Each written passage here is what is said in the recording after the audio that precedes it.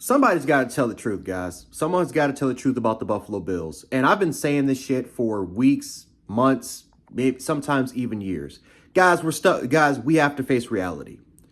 Where this whole notion of getting a receiver or getting this a top tier player or maybe even a really good player for cheap, this notion of us spending a lot of draft capital, right, for the most part. Fuck the draft picks. That's what everyone keeps saying, right? Fuck those picks.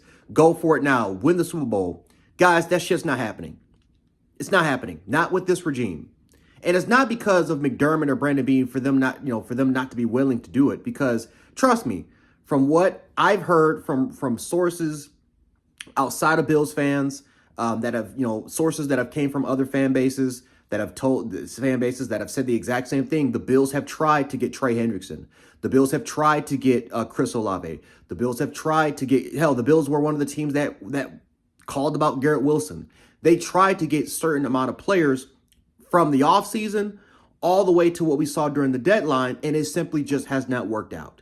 Now, a lot of people are pissed off because of the draft capital. Hell, some people are calling that Brandon Beane is full of shit because he's an aggressive GM and it's Beane after dark and all this BS. A lot of people are saying that now Brandon Beane is terrible, that Brandon Beane is not willing to do whatever it takes to get Josh Allen and the Buffalo Bills Super Bowl, despite him trading for Von Miller, not trading for Von Miller, but signing Von Miller to a $134 million contract, which is still hurting us to this day, despite trading for Stephon Diggs and making him the highest paid receiver in the league, despite going all in and getting the amount of receivers, the Cole Beasleys, the John Browns, the Emmanuel Sanders, those type of acquisitions, despite despite some of the other acquisitions in terms of making the pass rush a lot better, because Bills fans were bitching and moaning, complaining, including myself, that we never had a pass rush. And he upgraded the defensive line and pass rush. He upgraded the offensive line and the offensive line that everyone, including myself, kept bitching and moaning about.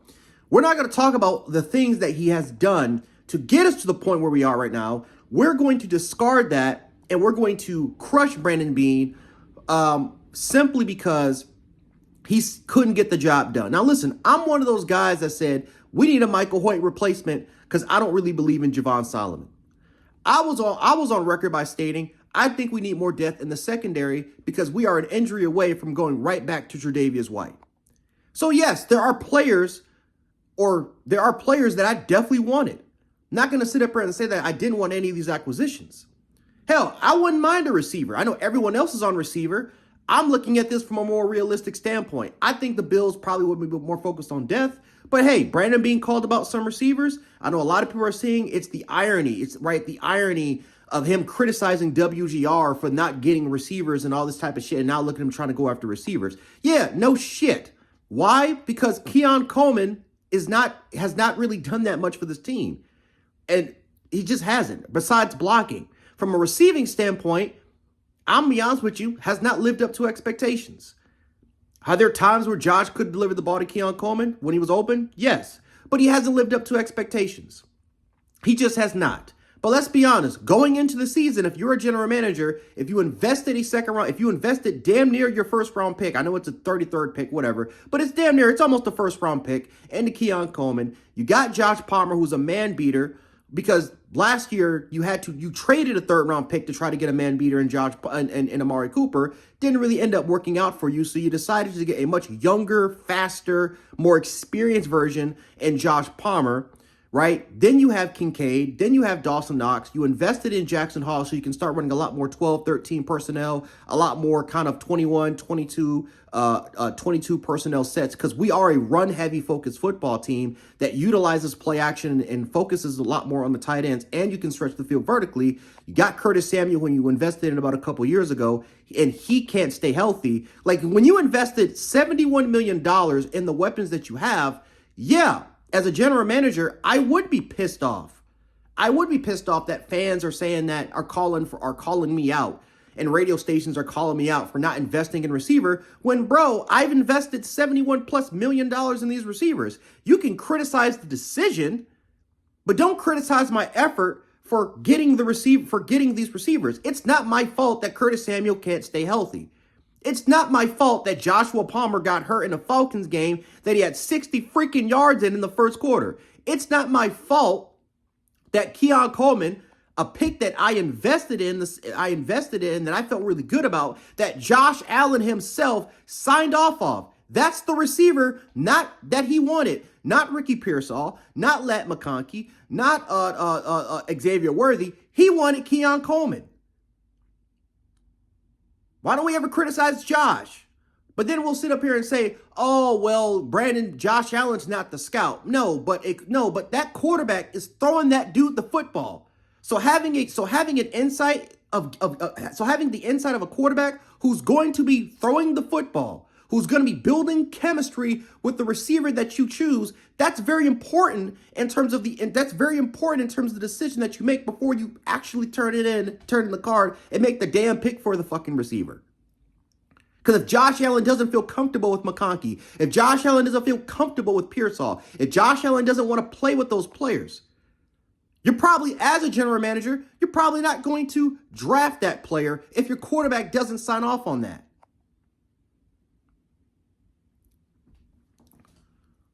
So now all of a sudden, we fast forward to now, we're 6-2, we beat the dog shit out of the Kansas City Chiefs, and now we're criticizing Beane because for once, he did not make the trade. Even though that from valuable sources from other teams around the league tells you that the Bills were in on trying to get these particular players, we are pissed off because he didn't trade a first round pick, a second round pick, a fourth round pick, a fifth round, sixth round pick, right? The fourth and the fifth round pick for Rashid Shaheed, even though he literally doesn't fit your offense. We are a run-heavy based team that plays off of play action. We are not this spread-heavy, empty shit that we used to run with Dable. That's not the offense we run. And everyone keeps saying, well, because he's a vertical threat that has a solid vertical stem and he can run comebacks and all this type of shit like that, even though advanced metrics will tell you that he may have the capability of running a wide variety of route trees. He may have that capability, but the advanced metrics tells you that for this year he hasn't. And then the motherfucker can't stay healthy. Now, if you want to say Jacoby Myers, okay, fine. Jacoby Myers, I think, would have been a solid option. But would he have been a needle mover for Buffalo? No. He wouldn't have been a needle mover for the Buffalo Bills because he's pretty much another Josh Palmer. Then where the hell would Keon Coleman freaking play that you invested a second-round pick, damn near a first round for? That would look really bad on the general manager. And what's been the biggest criticism? We don't let the young players develop. What was the biggest thing with Kiar Elam? Why the fuck isn't he playing? Why aren't we letting him develop? So then it would be the exact same shit if we said the same thing with Keon Coleman.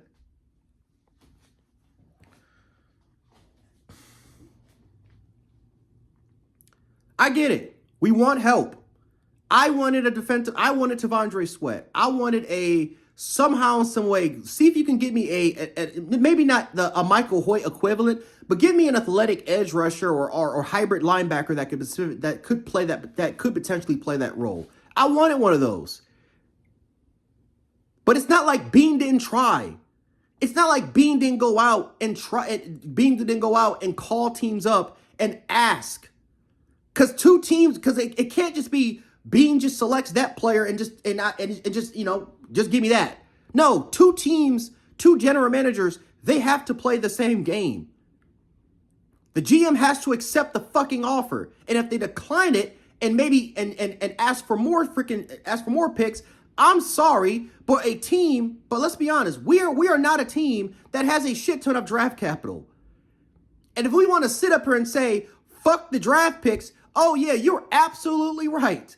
Let's say fuck the draft picks for a team that's 31st in the league in cap space. That's damn near broke because we are extending a lot of our young players that everyone likes. I don't think anyone had a problem with Khalil Shakir being signed. I don't think anyone had a problem that Gregory Rousseau got signed. I don't think anyone had a problem that Terrell Bernard got signed. I don't think anyone had a problem that James Cook got signed. Hell, we want Osiris Torrance extended. We want Connor McGovern extended. Why? Because we want to improve the offensive line for Josh Allen. That's what everybody wants, a top-tier offensive line. Well, guess what? If you bring in guess what? For the most part, you're risking that for that chance to potentially happen. Yeah, you get a Rashid Shaheed, 1-year contract, $770,000 cap space, fine, a 1-year rental. What makes you think that the motherfucker isn't even that he's gonna stay healthy for the season when he's never played 16 games for his fucking career? Last year he dealt with the fucking lower leg and hip injury. This year he's dealing with the same hip that put him out. Chris Olave has 6 fucking concussions going all the way back to college. He was out for the rest of the season because of a concussion. What makes you think that he's not going to suffer well, God forbid, I hope he doesn't suffer, but what makes you think that he's going to stay healthy, knowing his prior history? We will sit up here, bitch, moan, and complain if one of those guys gets hurt. Now all of a sudden, we have 4 or 5 picks in the goddamn draft, and we're struggling to build the roster. We don't have cap space. We don't have the draft capital to get those players. So no, a general manager saying, hey, give me a 3rd and a 5th for Rashid Shaheed, not gonna fucking cut it.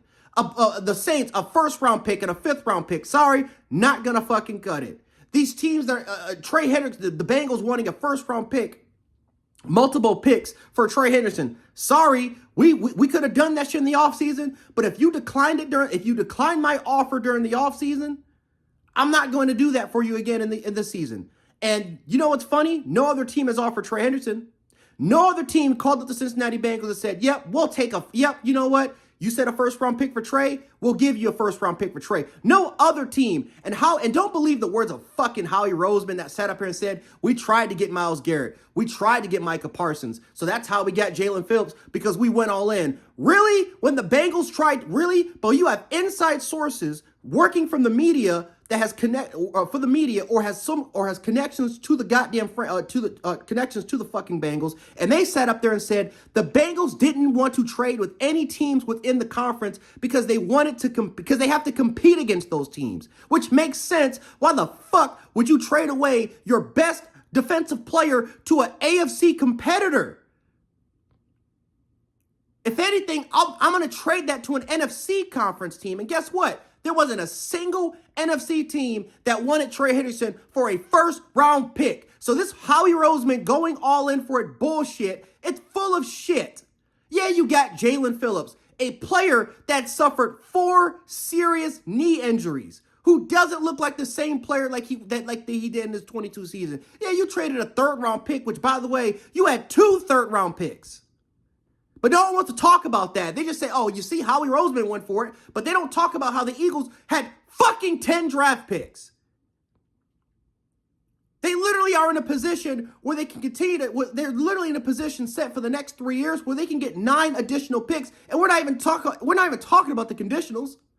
But we want to sit up here and blame Brandon Beane because he didn't waste the entire fucking draft to bringing a 1-year rental. But we don't talk about the consequences. We don't talk about the potential repercussions if we don't win the damn Super Bowl. We talk about go in. What happens if we lose it? Now we're fucked. Wasting Josh Allen's prime because he didn't go for it. Yeah, we wasted Josh. Yeah, we wasted Josh. We're still paying for the crimes of Von Miller. We're still paying for the crimes of Panthers players that we signed years ago. We're still paying for it. Why? Because we went in. We went all in 2022. We went all in 2020. We went all in 2021. And we're still paying for it to this fucking day.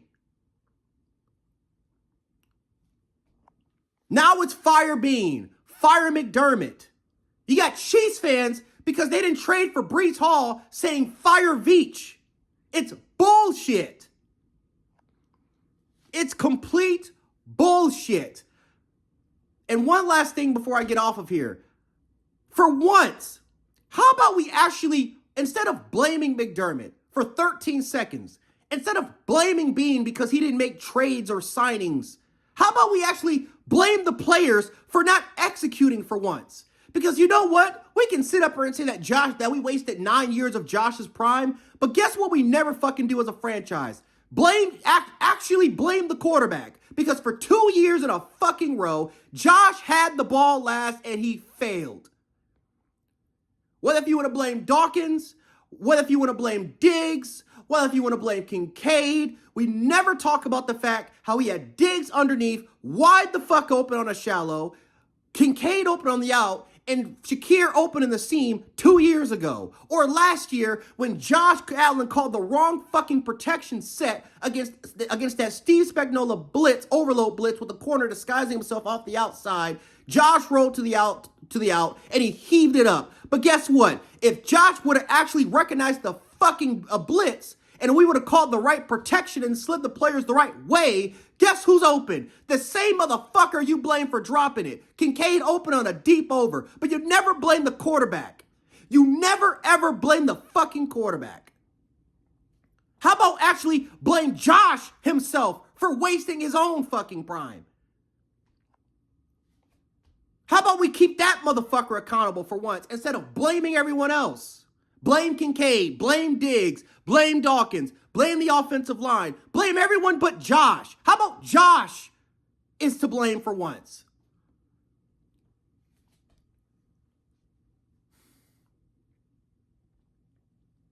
We didn't make the trade. Okay, it's not the end of the world. We're 6-2. We beat the best Kansas City team according to Chiefs fans. We're 6-2. It's not the end of the world. The 2 losses that we actually did lose, big reason why, penalties, turnovers, Josh not playing in fucking structure within the offense. Like, those are games, not running the football with Cook when we should have ran it, coaching decisions. It's shit that easily could be manageable. We easily could be 8-0 right now. The same team we're bitching and moaning about for not making a trading for a receiver, we could easily have been 8-0. Sorry, man. Shahid's not going to move them. It's not going. A 1-year rental and trading 2 fucking picks, knowing that we have 6, is not going to get this team to a Super Bowl. You know what else? You know what's going to get this team to potentially to a Super Bowl? Your defense. You know what else can get this team to a Super Bowl? Josh Allen's offense executing in fucking big moments. I'm out, y'all.